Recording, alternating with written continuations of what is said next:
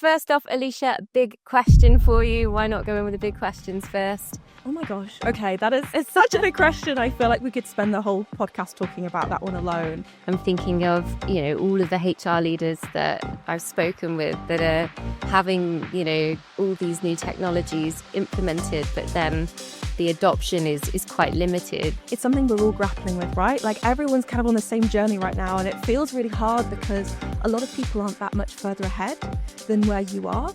So you're not learning from someone who's done this for 5 to 10 years. You're learning from someone who's done this for 2 to 3 years. How do you develop curiosity in a person? So I think that is really difficult to answer. Yeah. At the beginning, lots of organisations come with this idea of like, 1, why should I? And 2, like, how can I? And that's really why we kind of ended up existing, was because when I was doing a lot of this work with embedding AI adoption and working through what that would look like, I realised that it was so hard for organisations. Like I was like, my gosh, surely there is a simpler way of doing this than like 1,000 different outsourcing and bringing all of these things with a really small team. So what I wanted to do was create a much simpler approach. So being able to build up AI capabilities and skills alongside these kind of human skill sets that enable them to actually live and breathe and deliver what you want.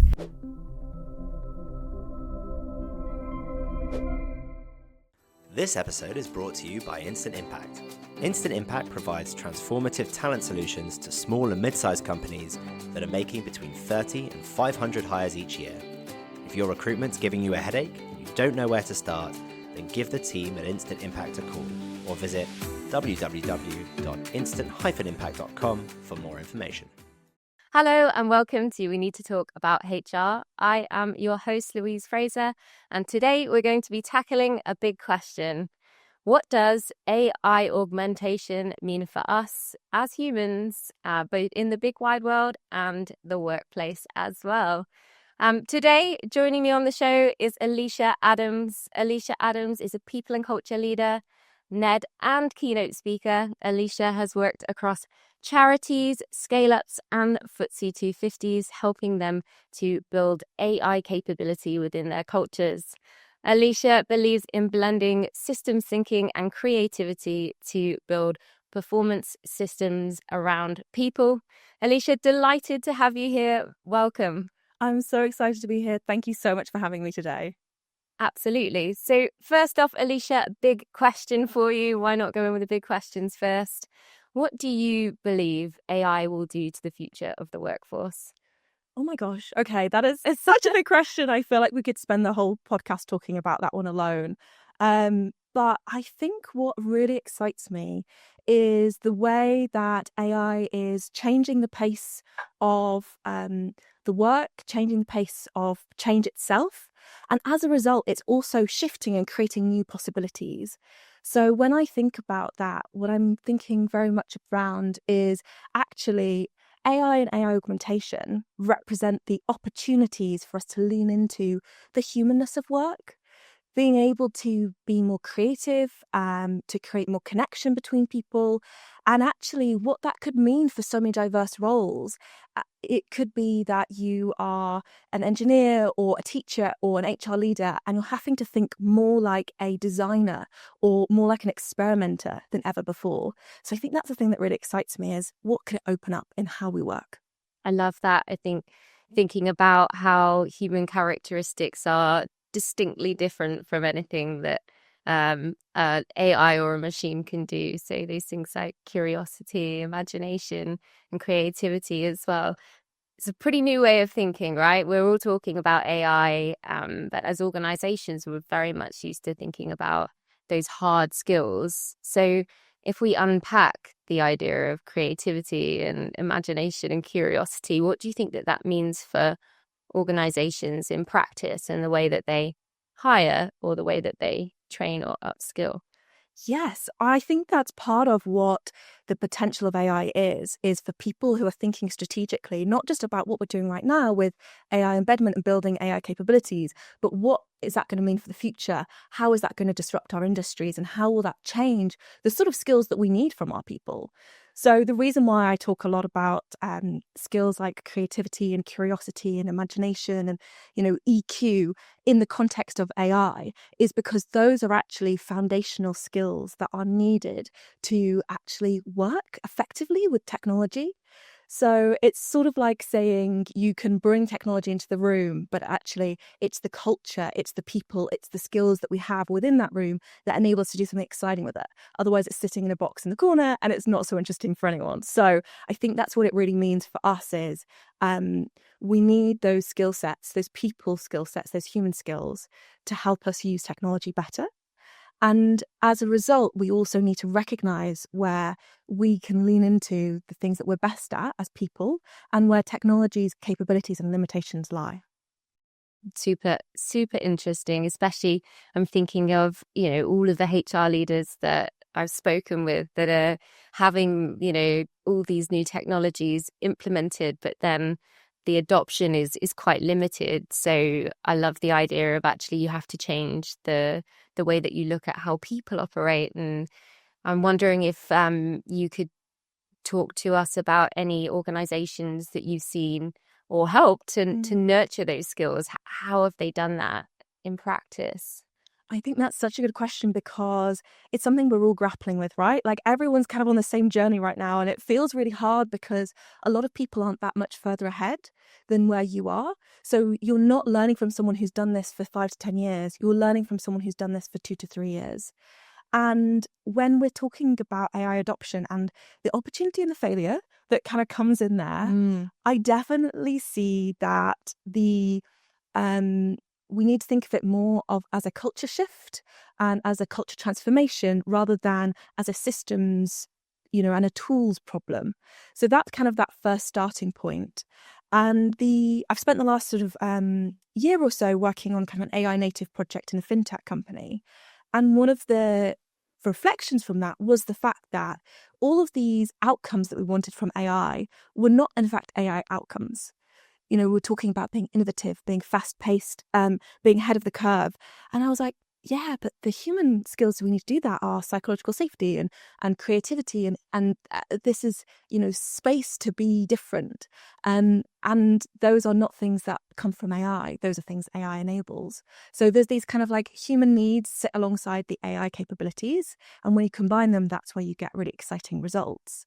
So I'm actually part of a new venture as well that is starting to support organizations to develop these skills in-house, because what I realized is that we actually don't really have a very good history as a world of valuing some of these meta skills that are needed for AI augmentation. So curiosity, empathy, creativity, things around growth mindset and EQ, those are actually all inherent to AI adoption, but they're not inherent in our education system. They're not necessarily things we're teaching people to do or to be good at or valuing properly.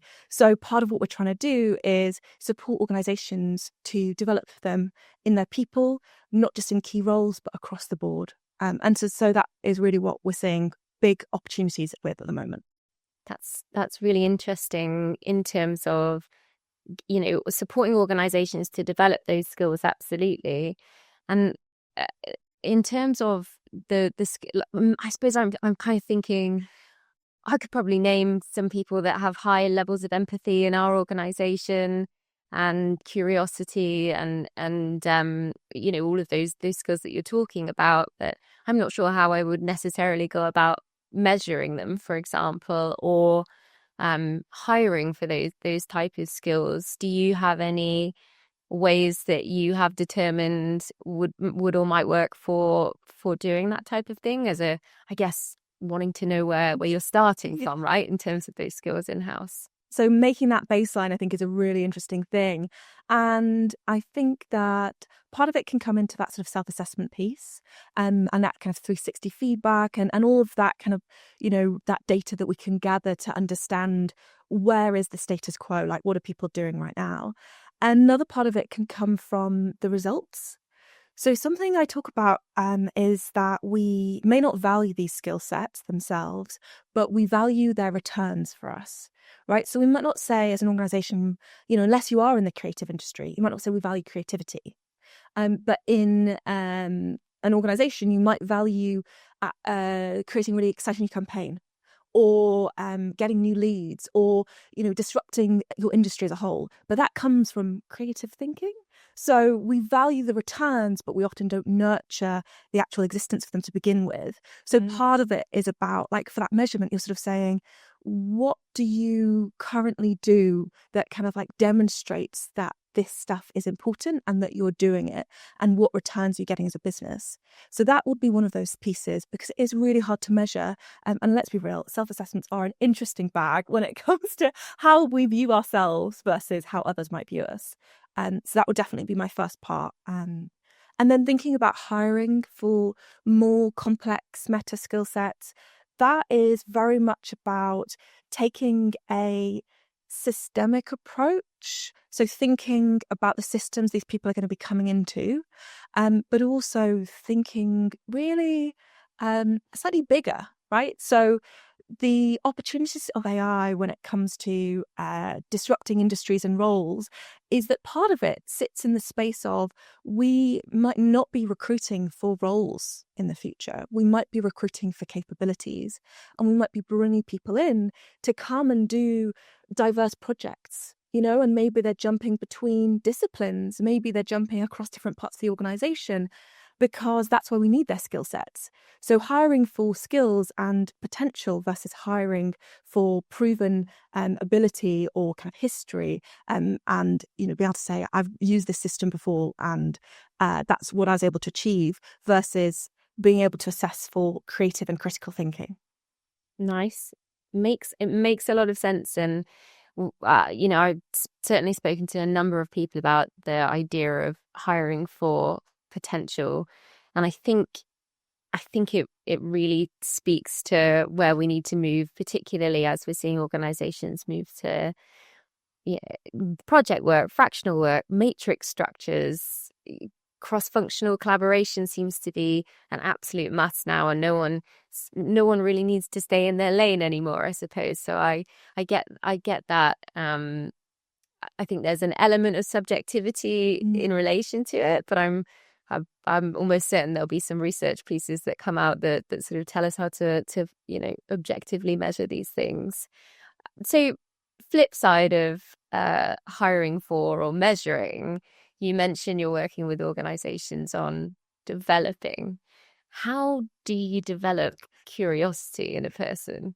So I think that is really difficult to answer. At the beginning, lots of organizations come with this idea of, like, one, why should I? And two, like, how can I?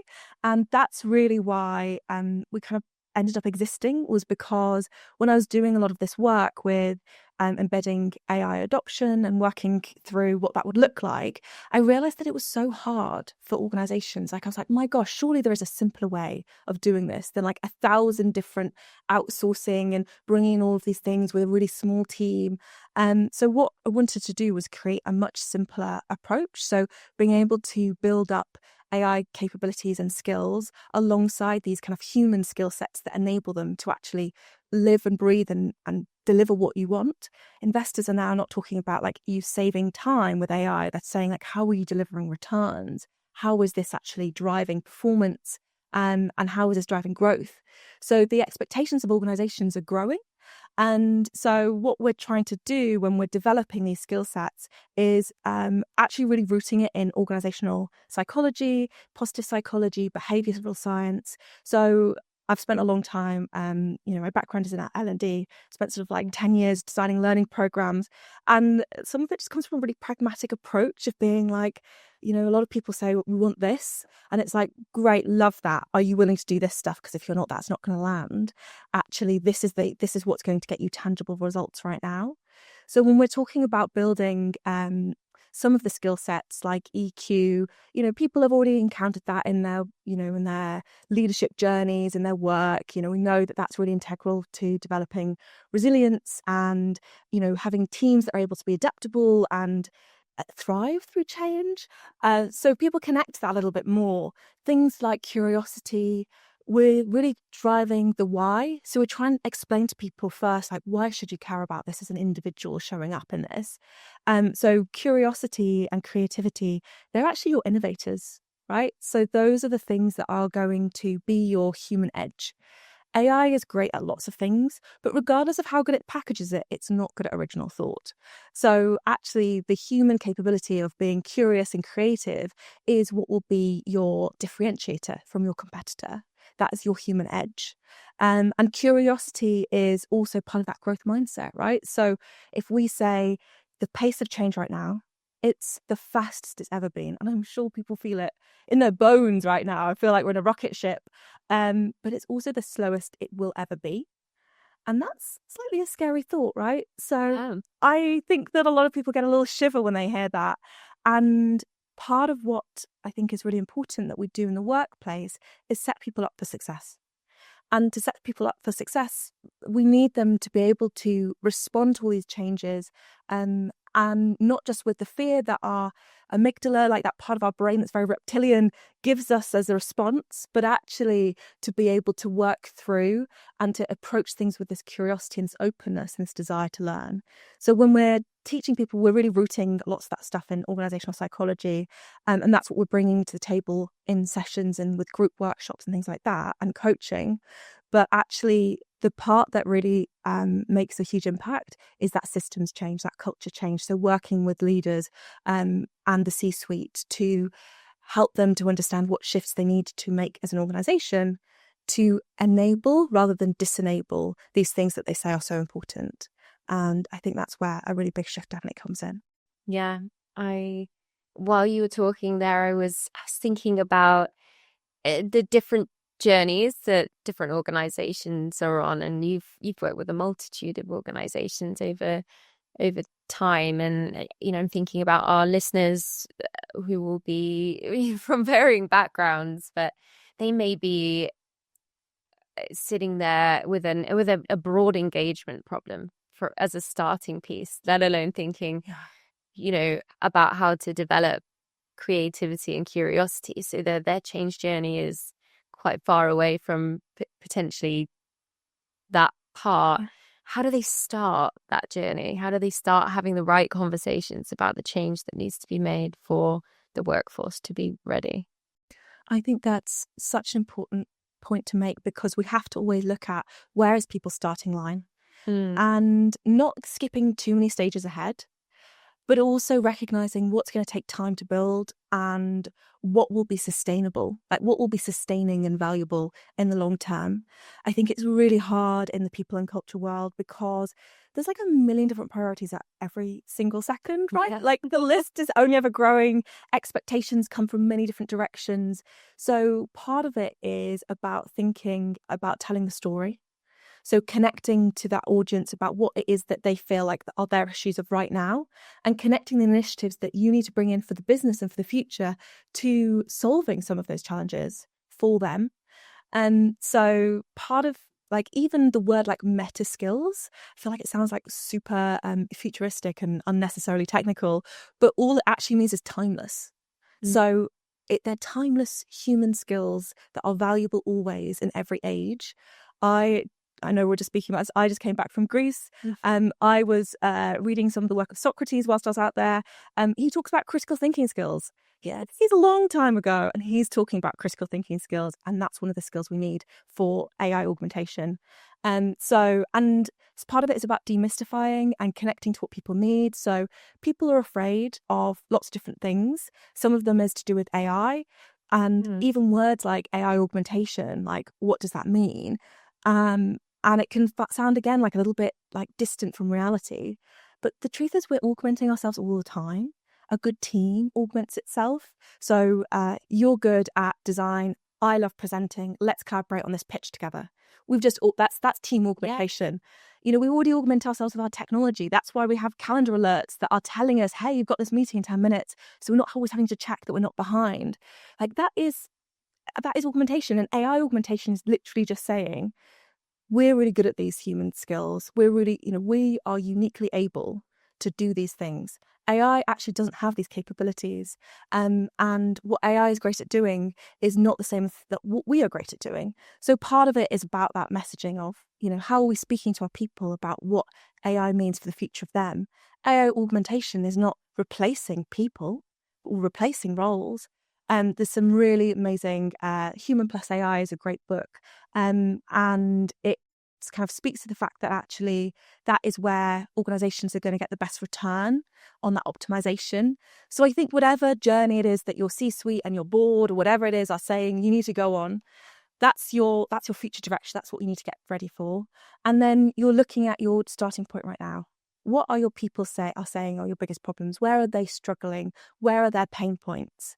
How can you tie the solution to this long-term vision to what they're experiencing right now? And how can we tell stories that feel human and grounded and not really complicated and theoretical? Like, how can we make them feel real for people every day? I think that that's definitely a really good part of engagement strategies, for sure. That makes a lot of sense. And when you were speaking about, people are afraid, that's certainly true. There's a mix of anxiety and people being scared and overwhelmed. And I was thinking just today, I was sat in the office and I was explaining to a team member how I was exploring an AI native web browser, and then it was doing quite a lot of the work and responding to emails for me. And I could tell, by their face that they thought, wow, that seems crazy.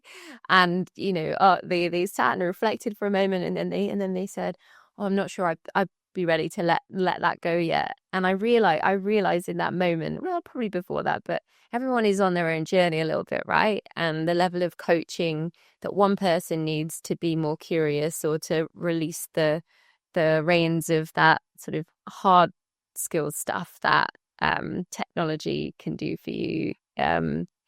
Like there's just different levels to people's ability to let go. And yeah, I think some people would need more coaching than others, and it's really interesting to think of it in that way.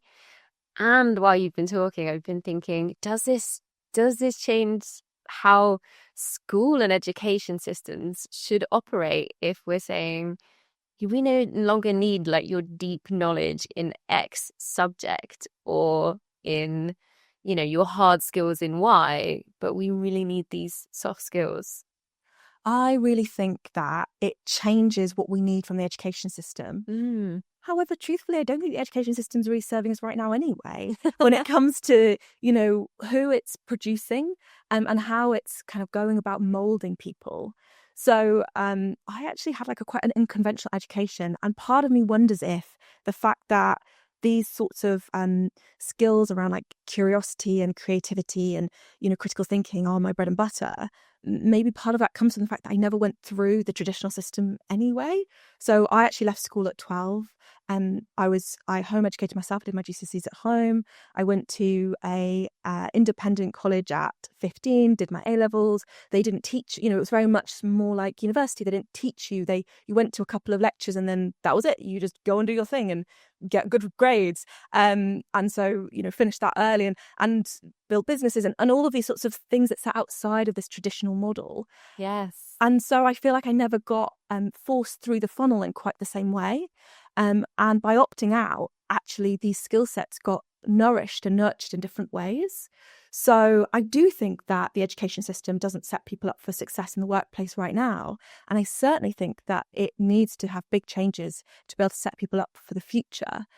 Because at the moment, I think that people are joining the workforce with a deficit in these capabilities. And the workplace itself is then having to build them in a much more intentional way if we want to be ready for that kind of competitive future of AI change and tech-driven change and AI augmentation. And then just to bring it back just a little bit, it's actually there's a really there's a really future-focused tech company right now that's actually said, we are not doing graduate programs anymore, but we're building our own. So they're sort of saying, we don't want university students anymore. We have built our own program for early careers because the people they're giving us, they've not learnt the skill sets we need them to learn. We need a very different set of skill sets. We don't need you to be able to repeat what you've learned. We need you to be able to think critically, be creative, build things from scratch. And I was like, wow, that's really interesting. I wonder if other organizations who are, a bit more radical, to be clear, but other ones might go down that same pathway where it's sort of creating very different routes into their businesses as well. Yeah, I mean, everything you're saying makes a lot of sense. And, if you're unpicking graduate programs, I'm thinking you're unpicking the whole performance management system, how you operate in terms of like what your focus is and where you see high performance versus low performance. Like everything has an impact if you start to look more at meta skills versus hard skills. I would be lying if I didn't feel quite overwhelmed just saying that out loud. But I can't believe how much time's fly today. And I think that you've definitely given us a lot to think about. I'm going to wrap up by asking you one final question. What piece of advice would you give HR leaders that are, looking to progress their workplaces forward in the AI era? Where do they start? What advice would you give them? I would definitely give them the advice of recognize the value of your people right now. Let your people be your competitive edge. Let their skills be the things that you invest in, because technology will always change. The pace of technology will only ever increase. What we're better off doing is having a workforce that are able to respond to that change, to learn and grow through it, and to be resilient and not be mentally in the Caribbean. If we want to be successful and competitive, we also want to make sure we're taking our people on that journey. So recognize the value of the human part of the AI augmentation and invest in it now, because these are not skill sets that are built overnight. The reason why they're called meta is because they are timeless, but that also means that we spent all of time trying to build them, and they are valuable always, but they are not instantaneous. So I think if you want to be ahead in 2 to 3 years' time, now is the time to start thinking about what it is you need in your organization and start to build out a plan to get there. Love it. Well, thank you so much, Alysha. Some super insight today. Appreciate you coming on the show. Thank you so much for having me.